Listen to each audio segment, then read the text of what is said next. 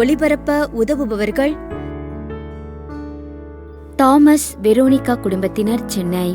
மகன் ஜூட் இவருக்கு இறைவனின் கருணையால் எந்த அறுவை சிகிச்சையும் இல்லாமல் கண் பார்வை தெளிவாக தெரிவதற்கு கிருபை புரிந்தமைக்கு நன்றியாக வேண்டி, தந்தை மகன் தூய ஆவியாரின் பெயராலே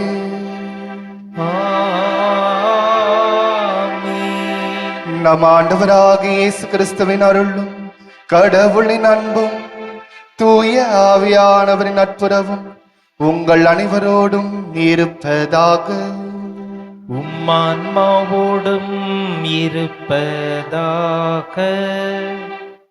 நான் இருள் சூழ்ந்த வாழ்க்கையில் வாழ்ந்து கொண்டிருக்கின்றன அல்லது இயேசுனுடைய பாதையில் ஒளியின் மக்களாக நான் வாழ்ந்து கொண்டிருக்கின்றன என்று நம்முடைய சிந்தனை, சொல், செயல்களை நினைத்து பார்த்து நாம் ஒளியின் மக்களாக இல்லாமல் இதோ இருள் சுடர்ந்த இடத்தில் நாம் வாழ்ந்து கொண்டிருக்கின்றோம் என்றால் நாம் செய்தருளிய தவறுகளுக்காக இத்திருப்பலியில் நாம் மன்னிப்பு வேண்டுவோம்.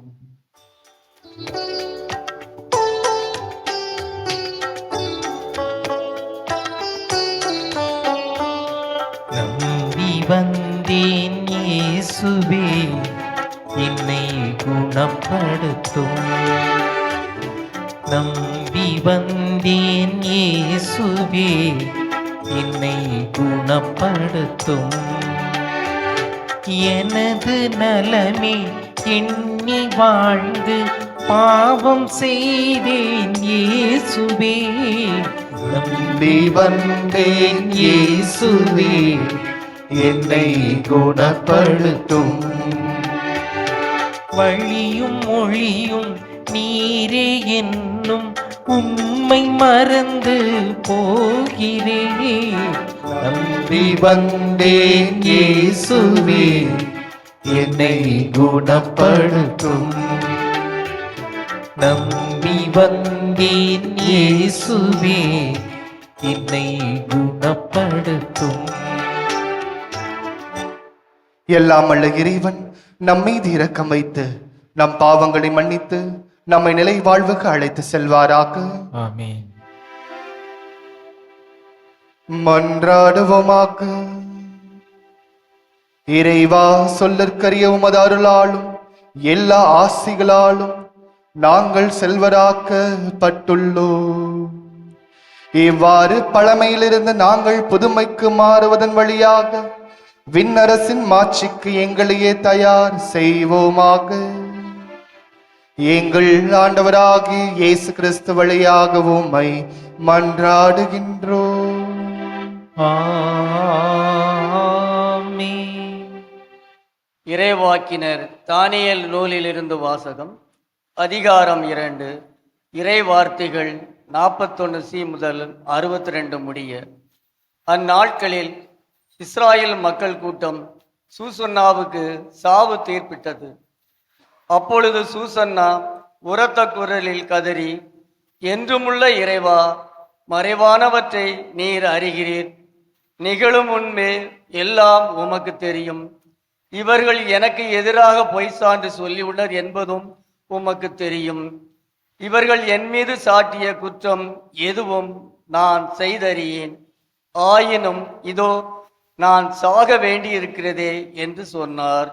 ஆண்டவர் சூசன்னாவுடைய கூக்குரலுக்கு செவி சாய்த்தார். கொல்லப்படுமாறு அவர் நடத்தி செல்லப்பட்ட பொழுது தானியேல் என்னும் பெயருடைய இளைஞரிடம் தூய ஆவியை கடவுள் தூண்டிவிட்டார். தானியேல் உரத்த குரலில், இவருடைய இரத்த பலியில் எனக்கு பங்கில்லை என்று கத்தினார். மக்கள் அனைவரும் அவர்பால் திரும்பி, நீர் என்ன சொல்கிறீர் என்று வினவினர். அவரோ அவர்கள் நடுவே நின்று கொண்டு பின்வருமாறு சொன்னார்.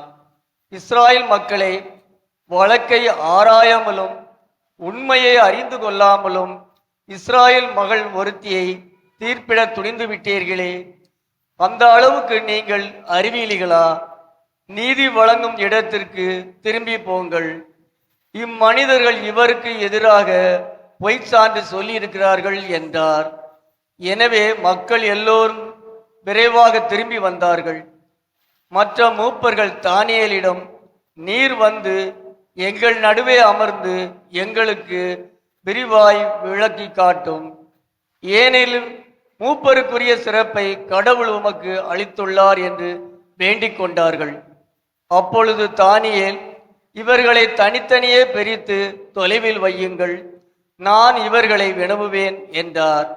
எனவே அவர்கள் இருவரையும் தனித்தனியே பிரித்து வைத்தார்கள். அப்பொழுது தானியேல் அவர்களுள் ஒருவரை அழைத்து, தீச்செயலில் விளைந்தவனே, நீ முன்பு செய்த பாவங்கள் இப்பொழுது வெளியாகிவிட்டன.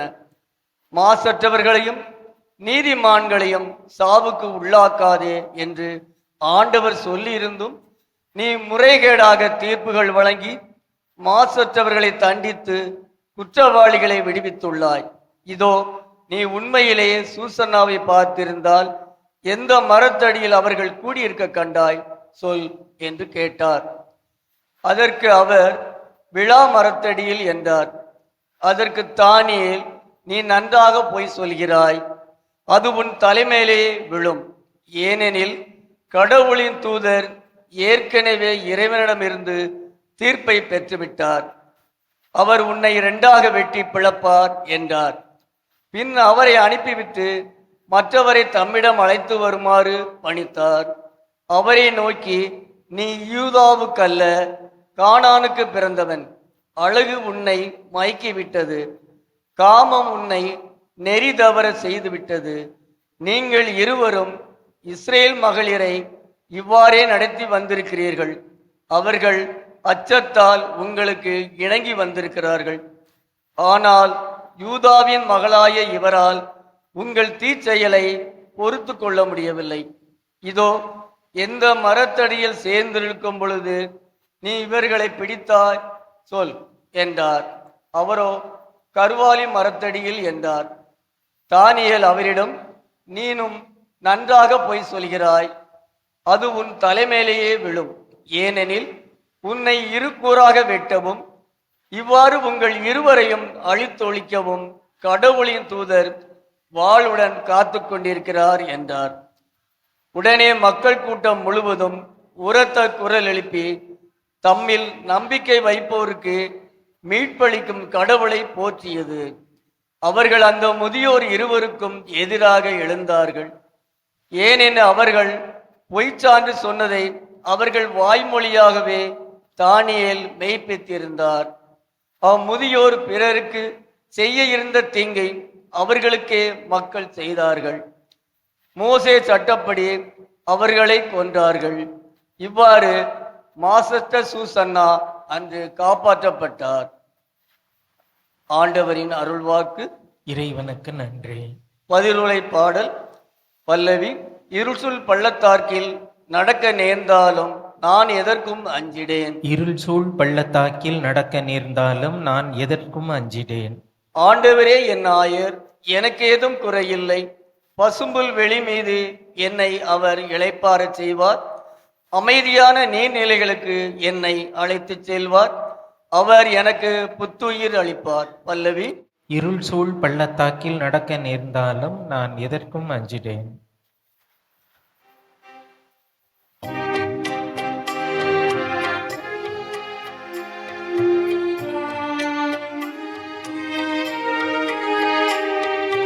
ஆயன் தன் மந்தையை காப்பது போல ஆண்டவர் நம்மை காக்கின்றார். ஆயன் தன் மந்தையை காப்பது போல ஆண்டவர் நம்மை காக்கின்றார். தீயோர் சாக வேண்டும் என்பது என் விருப்பம் அன்று, ஆனால் அத்தீயோர் தம் வழிகளில் நின்று திரும்பி வாழ வேண்டும் என்பதே என் விருப்பம் என்கிறார் ஆண்டவர். ஆயன் தன் மந்தையை காப்பது போல ஆண்டவர் நம்மை காக்கின்றார். ஆயன் தன் மந்தையை காப்பது போல ஆண்டவர் நம்மை காக்கின்றார். ஆண்டவர் உங்களோடு இருப்பாராக. உம்மான்மாவோடும் இருப்பாராக. புனித யோவான் எழுதிய தூய நற்செய்தியிலிருந்து வாசகம்.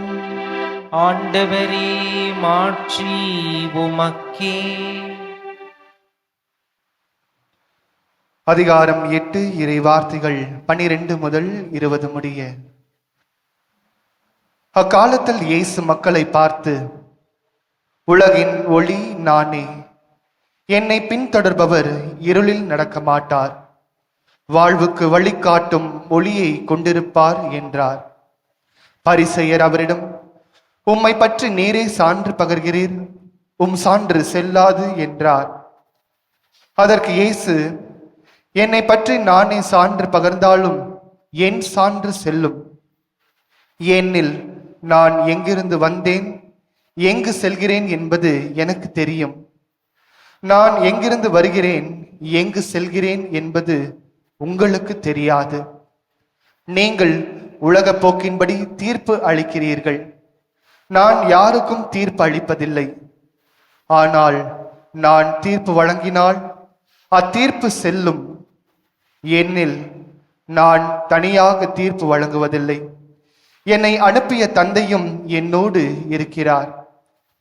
இருவருடைய சான்று செல்லும் என்று உங்கள் சட்டத்தில் எழுதியுள்ளதல்லவா? என்னை பற்றி நானும் சான்று பகர்கிறேன், என்னை அனுப்பிய தந்தையும் சான்று பகர்கிறார் என்றார்.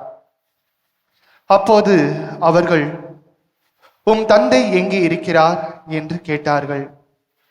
இயேசு மறுமொழியாக, உங்களுக்கு என்னையும் தெரியாது, என் தந்தையும் தெரியாது. என்னை உங்களுக்கு தெரிந்திருந்தால் ஒருவேளை என் தந்தையும் தெரிந்திருக்கும் என்றார். கோவிலில் காணிக்கை பெட்டி அருகில் இருந்து இயேசு கற்பித்துக் கொண்டிருந்த போது இவ்வாறு சொன்னார். அவரது நேரம் இன்னும் வராததால் யாரும் அவரை பிடிக்கவில்லை. ஆண்டவரின் அருள்வாக்கு. கிறிஸ்துவே உமக்கு புகழ். இயேசுவில் பிரியமான சகோதர சகோதரிகளே, நாம் இன்று கேட்ட இந்த நற்செய்தி வாசகம் இயேசுவுக்கும் சங்க தலைவர்களுக்கும் இடையே நடக்கின்ற வாக்குவாதம். இந்த வாக்குவாதம் எங்கு நடக்கிறது என்று பார்த்தீர்கள் என்றால், எருசலேம் ஆலயத்தின் கருவூல பகுதிக்கு பக்கத்தில் அருகாமையிலே. இந்த ஆலயத்தின் கருவூலம் எங்கிருக்கிறது என்று கேட்டீர்கள் என்றால், பெண்கள் ஒன்று கூடுகின்ற அந்த முற்றத்தில் இந்த கருவூலம், ஆலயத்துடைய கருவூலம் அமைந்திருப்பதை நாம் பார்க்கின்றோம். இயேசுவில் பிரியமானவர்களே, எருசலேம் ஆலயத்திலே மொத்தம் 13 முற்றங்கள் இருக்கின்றன. அந்த 13 முற்றங்களில் முதலாவது முற்றம் புரவனத்தாருக்கான முற்றம், இரண்டாவது பெண்களுக்கான முற்றம். இந்த இரண்டாவது பெண்களுக்கான முற்றத்திலே பார்த்தீர்கள் என்றால் சுவர்கள் அமைந்திருக்கும்.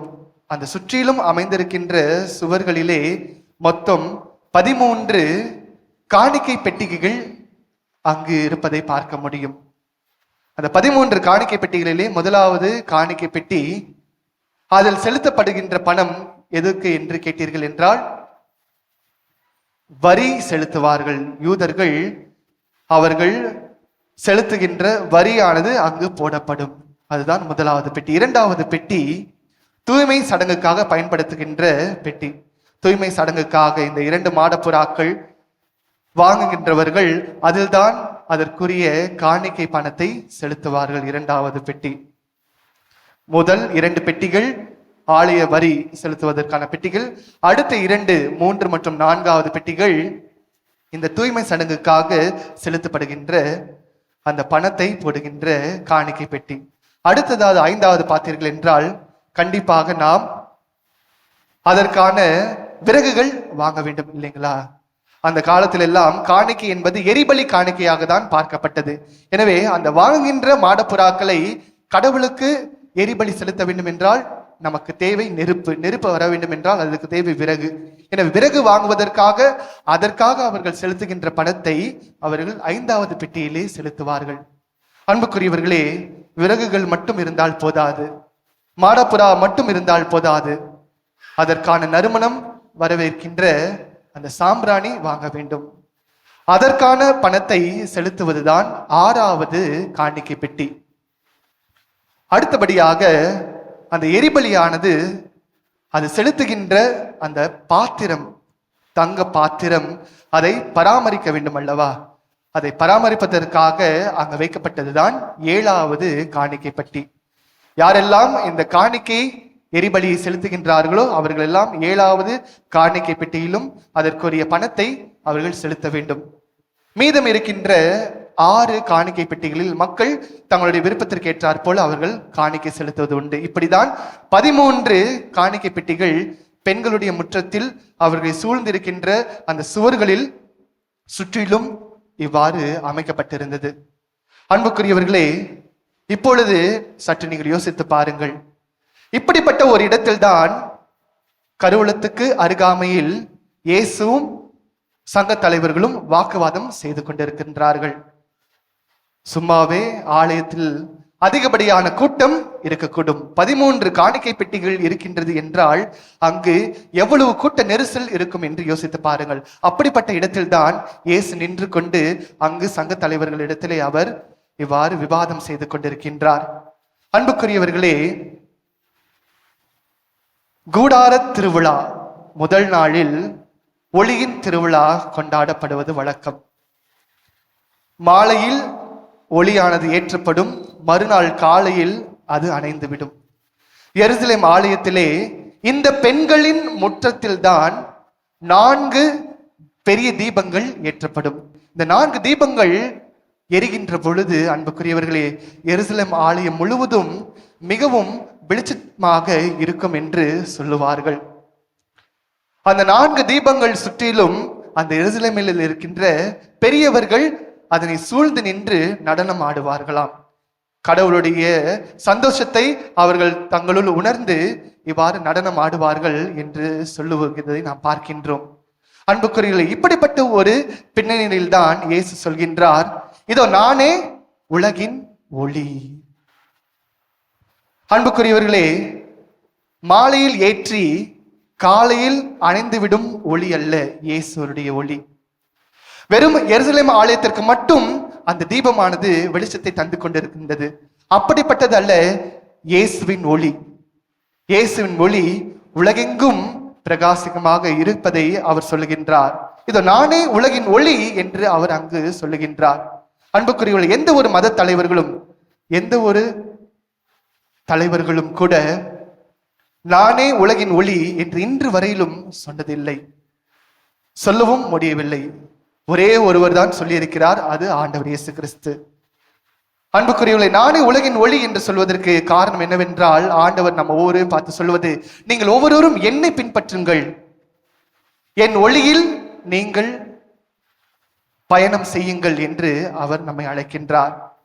அன்புக்குரியவர்களே, நாம் ஒளியில் பயணித்துக் கொண்டிருக்கின்றோமா அல்லது இருளில் பயணித்துக் கொண்டிருக்கின்றோமா?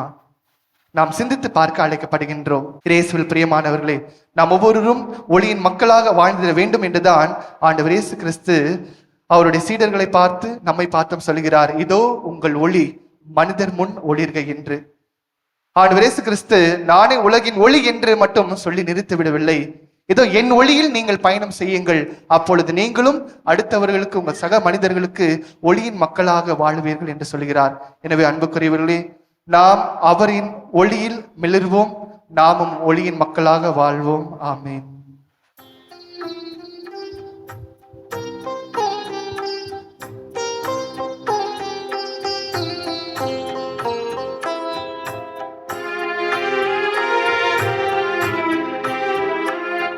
இன்னாத்துமம் என்னும் கவிதைதனை ஆக்கிய இறைவா இறைவா, அன்பெனும் இசையில் பாடுகிறேன், அதை ஏற்றிடுவார் ஏற்றிடுவார். இன்னாத்துமம் என்னும் கவிதைதனை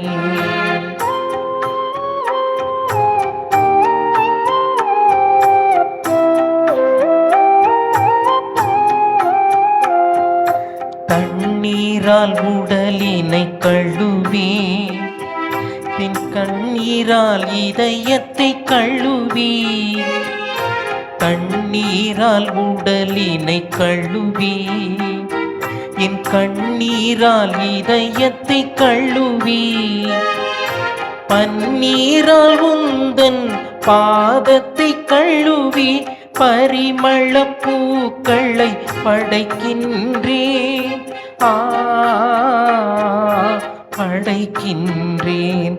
என் ஆத்துமம் என்னும் கவிதைதனை ஆக்கிய இறைவா, இறைவா, அன்பெனும் இசையில் பாடுகிறேன், அதை ஏற்றிடுவார், ஏற்றிடுவார்.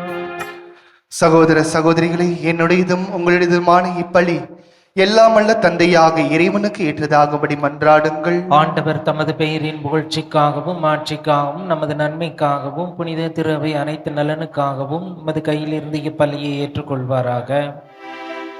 ஆண்டவரே, மறை நிகழ்வுகளை கொண்டாட இருக்கும் நாங்கள் உம்மை வேண்டுகின்றோம். அதனால் உடல் ஒருத்தலின் பயனாக மகிழ்வை தரும் மன தூய்மையை நாங்கள் உமக்கு காணிக்கை ஆக்குவோமாக. எங்கள் ஆண்டவராகிய இயேசு கிறிஸ்து வழியாக உம்மை மன்றாடுகின்றோம். ஆண்டவர் உங்களோடு இருப்பாராக, உம் ஆன்மாவோடும் இருப்பாராக. இதயங்களை மேலே எழுப்புவோம். ஆண்டவரிடம் எழுப்பியுள்ளோம். நாம் இறைவனாகிய ஆண்டவருக்கு நன்றி கூறுவோம். அது தகுதியும் நீதியும் ஆனதே. ஆண்டவரே, தூயவரான தந்தையே, என்றுமுள்ள எல்லாமல்ல இறைவா, எந்நாளும் எவ்விடத்திலும் நாங்கள் உமக்கு நன்றி செலுத்துவது மெய்யாகவே தகுதியும் நீதியுமாகும், எங்கள் கடமையும் மீட்புக்குரிய செயலுமாகும். ஏனெனில் உம் திருமகனின் மீட்பு அளிக்கும் பாடுகளினால் உலகம் அனைத்தும் நல்லுணர்வை பெறுகின்றது, உமது மாண்பை அறிக்கையிடுகின்றது. சிலுவையின் வியத்தகு வலிமையினால் உலகின் மீது தீர்ப்பும் சிலுவையில் அறையுண்டவரின் அதிகாரமும் விளங்குகின்றன. ஆகவே ஆண்டவரே, வானதூதர் புனிதர் அனைவரோடும் நாங்கள் சேர்ந்து உம்மை அறிக்கையிட்டு அக்களிப்புடன் சொல்வதாவது: தூயவர், தூயவர், தூயவர், வான்படிகளின் கடவுளாம் ஆண்டவர். விண்ணகமும் மண்ணகமும் மதுமாட்சியால் நிறைந்துள்ளன. உன்னதங்களிலே ஓசன்னா. ஆண்டவர் பெயரால் வருகிறவர் ஆசி பெற்றவர். உன்னதங்களிலே ஓசன்னா. ஆண்டவரே, நேர்மையாகவே தூயவர், தூய்மை அனைத்திற்கும் ஊற்று. ஆகவே உம்முடைய ஆவியை பொழிந்து இக்காணிக்கைகளை தூய்மைப்படுத்த உம்மை வேண்டுகின்றோம். இவ்வாறு எங்கள் ஆண்டவர் இயேசு கிறிஸ்துவின் உடலும் இரத்தமுமாக எங்களுக்கு இவை மாறுவனவாக. அவர் பாடுபட உளம் கனிந்து தம்மை கையளித்த போது அப்பத்தை எடுத்து நன்றி செலுத்தி அதை பிட்டு தம் சீடல் கழித்து அவர் கூறியதாவது: அனைவரும் இதிலிருந்து பெற்று உண்ணுங்கள், ஏனெனில் இது உங்களுக்காக கையளிக்கப்படும் என் உடல்.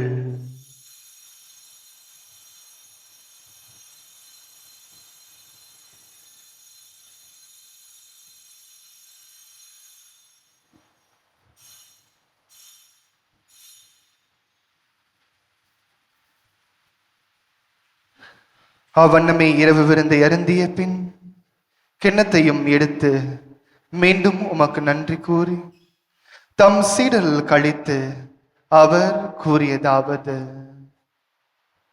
அனைவரும் இதிலிருந்து பெற்று பருகுங்கள், ஏனெனில் இது புதிய நிலையான உடன்படிக்கைக்குரிய என் இரத்தத்தின் கிண்ணம்.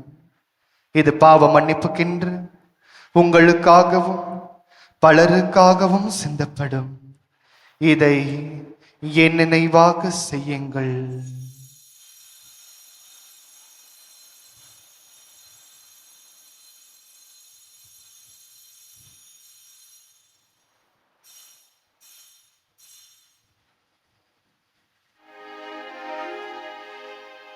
நம்பிக்கையின் மறை பொருள். ஆண்டவரே, நீர் வருமளவும் உமது இறப்பினை அறிக்கையிடுகின்றோம், உமது உயிர்ப்பினையும் எடுத்துரைக்கின்றோம். ஆகவே ஆண்டவரே, நாங்கள் கிறிஸ்துவின் இறப்பினையும் உயிர்ப்பினையும் நினைவு கூர்ந்து வாழ்வு தரும் அப்பத்தையும் மீட்பளிக்கும் கிண்ணத்தையும் உமக்கு ஒப்புக் கொடுக்கின்றோம். திருமுன்னின்று உமக்கு ஊழியம் புரிய தகுந்தவர்கள் என எங்களை ஏற்றுக்கொண்டீர். எனவே உமக்கு நன்றி செலுத்துகின்றோம். மேலும் கிறிஸ்துவின் உடலிலும் இரத்தத்திலும் பங்கு கொள்ளும் எங்களை தூய ஆவியார் ஒன்று சேர்க்க வேண்டும் என உம்மை தாழ்மையுடன் மன்றாடுகின்றோம். ஆண்டவரே, உலகெங்கும் பரவி இருக்கும் உமது திரு அவை நினைவு கூர்ந்தருளும். எங்கள் திருத்தந்தை பிரான்சிஸ், எம் பேராயர் ஜார்ஜ், எல்லா திருநிலையினர் ஆகிய அனைவரோடும் உமது திரு அவை அன்பில் நிறைவு பெற செய்தருளும். மேலும் உயிர்த்தெழும் எதிர்நோக்குடன் துயில் கொள்ளும் எங்கள் சகோதர சகோதரிகளையும் இறந்தோர் அனைவரையும் இரக்கத்துடன் நினைவு கூர்ந்து உமது திருமுக ஒளியினுள் ஏற்றருளும். எங்கள் அனைவர் மீதும் இரக்கமாயிரும். கடவுளின் கன்னித்தாயான புனித மரியா, அவருடைய துணையாளரான புனித யோசேப்பு, புனித திருத்தூதர்கள், இவ்வுலகில் உமக்கு உகந்தவராய் இருந்தோர் ஆகிய புனிதர் அனைவருடனும் நாங்கள் நிலை வாழ்வில் பங்கு கொள்ளும் தகுதி பெற்று திருமகன் இயேசு கிறிஸ்து வழியாக உம்மை புகழ்ந்தேத்து மறுமருள உம்மை மன்றாடுகின்றோம்.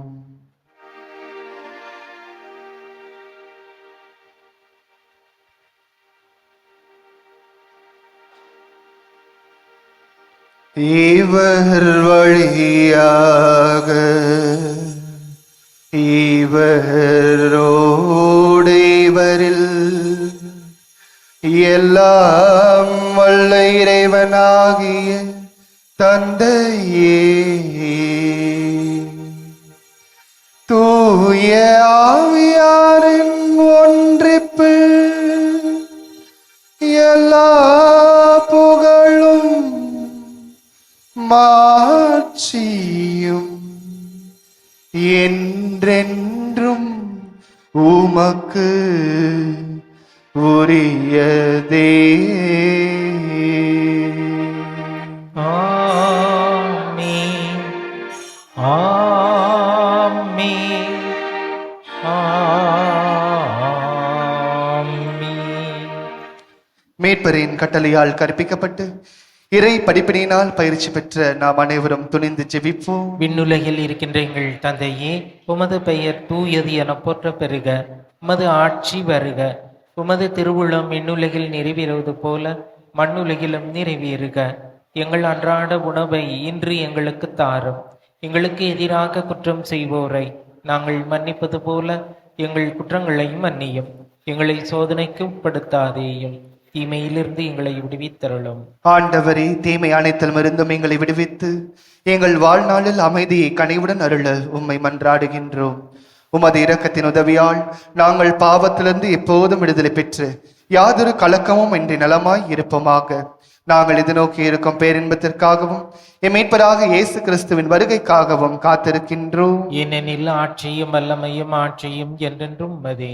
ஆண்டவர் இயேசு கிறிஸ்துவை, அமைதியை உங்களுக்கு விட்டு செல்கின்றேன், என் அமைதியை உங்களுக்கு அளிக்கின்றேன் என்றும் திருத்தூதர்களுக்கு மொழிந்தீரே.